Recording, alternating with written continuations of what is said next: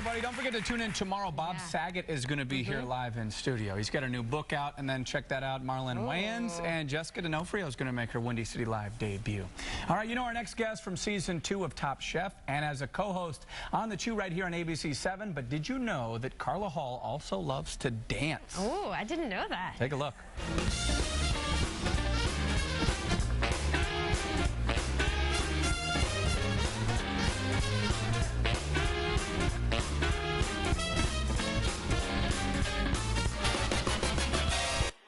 And groove. Welcome, Carla Hall.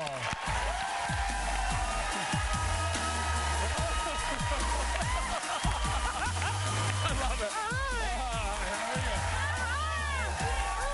going to put you right over here. I thought you were going to bust a move. Hi, guys. Little Carlton. How are you? I thought you were going to bust a move with me. I'm not. You're the dancer. You would have made me look really bad. I had the Carlton down. That's what I thought you were doing from the Fresh Prince of Bel-Air. I thought that's where you were He going. also does a really good wobble, too. What? I can wobble a little You bit. can wobble? Yes. Oh, what? Oh, work it out. Yeah. Where did your love of dancing come from? Actually, well, I was in the dance ensemble at Howard University, but the dancing for the Chew started as an accident. They were playing a song, and I was so nervous when the show started. I'm like, oh my God, that's my song! And I ran out to the audience, and I started dancing, and then when I came back to do my segment, I was so relaxed and like, you're dancing, where's your playlist? This is what you're gonna be doing. And so it's a way to keep my energy up. Sure. Well, let's talk about Howard. When you went to Howard, you studied accounting. Yes. So how did you get into cooking? Girl, I freed myself. Freed myself. Yes. I mean, it's tax season. Today is tax day. Right. I didn't like it, and I was working in it. I got my CPA, and one day I just said, I cannot do this. I'm afraid of being 40 and saying I wish I had of, or hating my job. That was my biggest fear.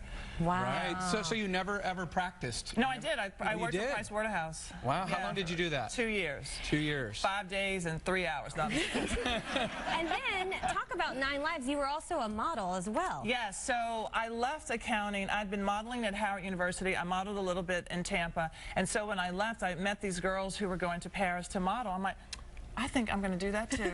I quit my job 2 weeks later, and that was a bridge. Modeling was a bridge between what I knew I didn't want to do and what I eventually wanted to do. And I had no idea what that was. So I said, I'm open. I'm just open to whatever comes to me. And is that when you started really cooking? Yeah, and the models were cooking. Sunday cook? Do models eat? They eat. I saw them.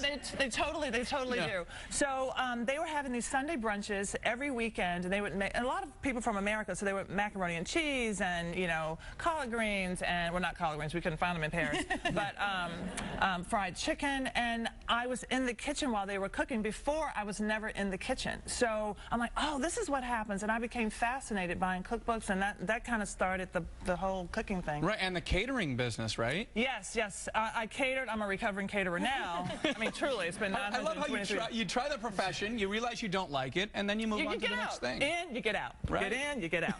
And you still have your cookie company. I still have my cookie company. They sell my cookies at Italy. They're the size of sugar cubes, y'all. They're like little cute little things, sweet and savory. So Carla Hall Petite Cookies. And you went all right. And is that like Hootie Hoo? Where does that come from? Hootie Hoo's a two-part call that my husband and I do. But now I can't find him because you guys are out there hootie hooing. And I'm like, instead of H-O-O, it's like W-H-O. Who? Who's that?